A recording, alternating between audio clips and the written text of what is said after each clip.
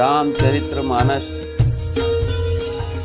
का पाठ करने जा रहा हूँ।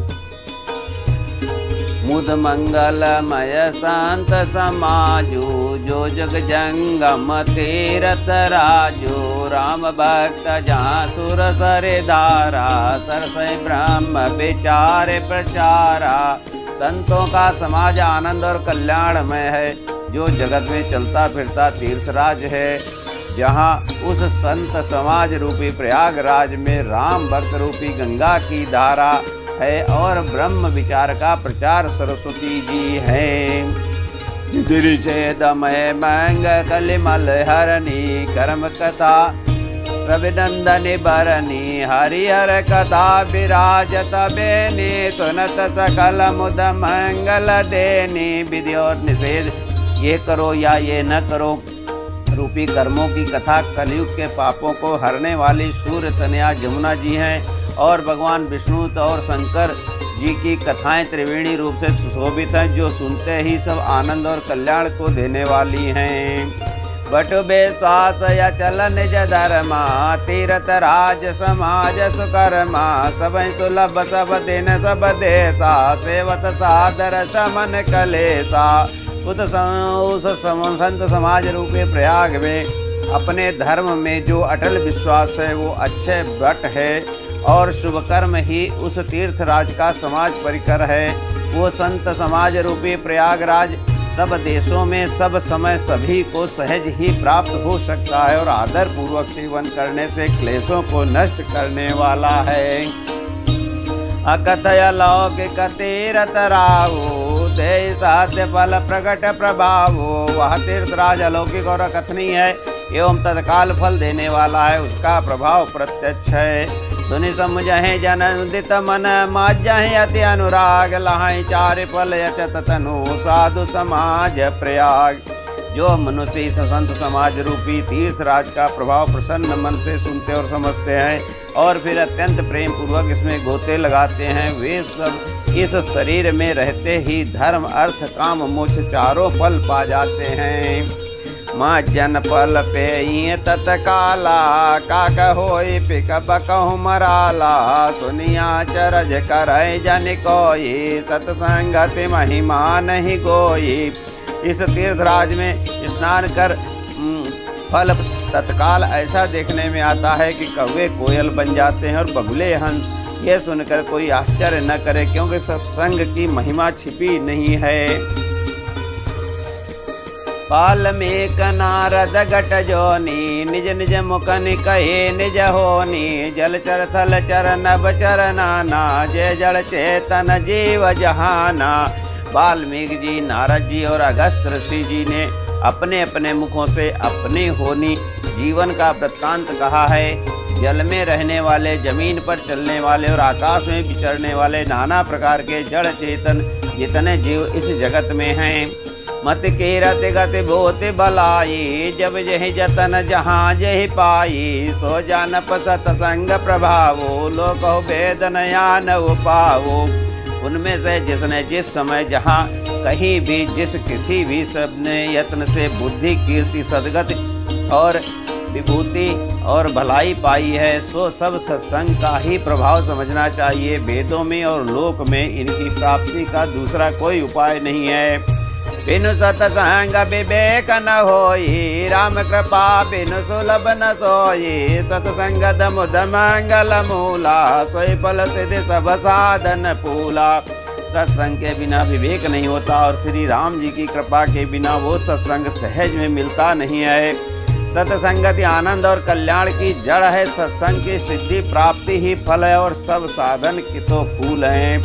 सठ सुधरहि संत संगति पाई, पारस परस को घात सुहाई। भेदे बस सुजस कुसंगति परहि, फनि मन समन जगु नय अनुसरहि।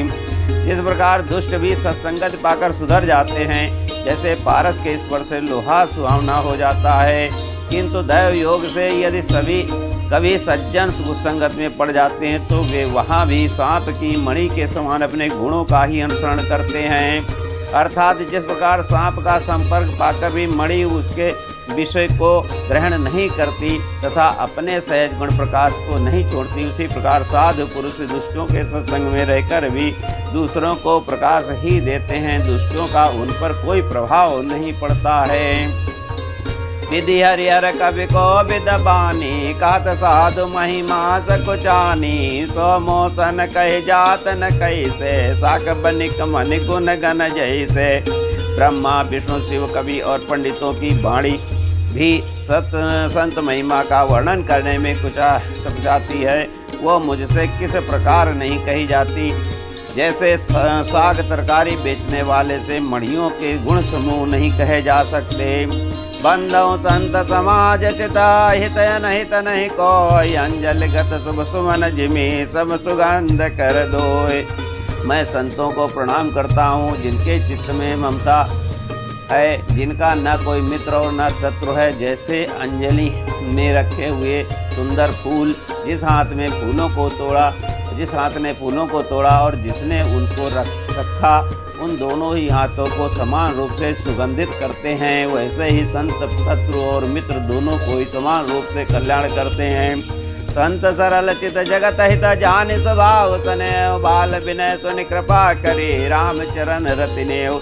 संत सरल हृदय और जगत के हितकारी होते हैं, उनके ऐसे स्वभाव और स्नेह को जानकर मैं विनय करता हूँ। मेरी इस बाल विनय को सुनकर कृपा करके श्री राम जी के चरणों में मुझे प्रीति दें।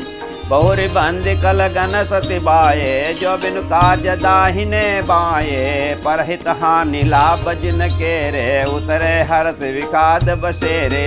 अब मैं सच्चे भाव से दुष्टों को प्रणाम करता हूँ, और जो बिना ही प्रयोजन अपना हित करने वाले भी प्रतिकूल आचरण करते हैं, दूसरों के हित की हानि ही उनके दृष्टि में लाभ है, जिनकी दूसरों के उजड़ने से हर्ष और बसने में विखाद होता है। हरिहर जसरा के सराहुत, पर काज बट सहज भावते, जे पर दोष लखई सासा की, पर हित जिनके मन माखी।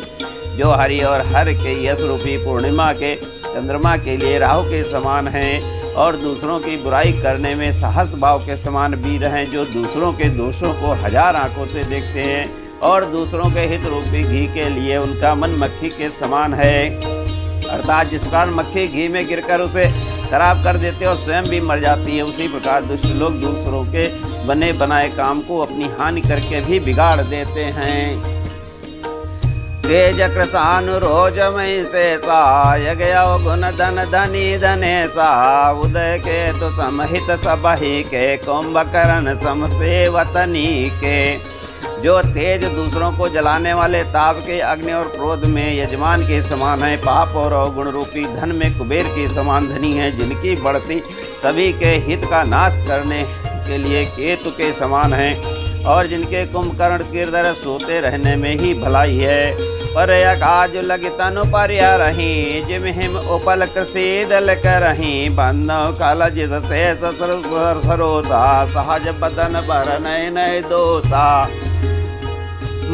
ऐसे ओले खेती के नाश करके आप ही गल जाते हैं, और वैसे ही दूसरों का काम बिगाड़ने के लिए अपना शरीर तक छोड़ देते हैं। मैं दुष्टों को शेष के समान समझकर प्रणाम करता हूँ, जो पराये दोषों को हजार मुखों से बड़े रोज से साथ वर्णन करते हैं।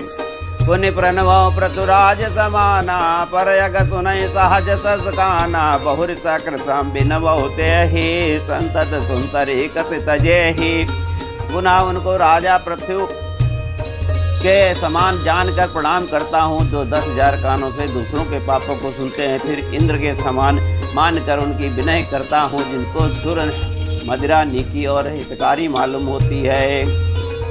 बचन वज्र जय दिशा सदा प्यारा, बचन वज्र जय सदा प्यारा, सहज नयन पर दोष निहारा। जिनको कठोर वचन रूपी वज्र सदा प्यारा लगता है, और जो हजार आँखों से दूसरों के दोषों को देखते हैं। उदासीन अरिमीत हित सुनत सरहि कलरेत, जान पान जग जोर जन बिनते करहि प्रतीत।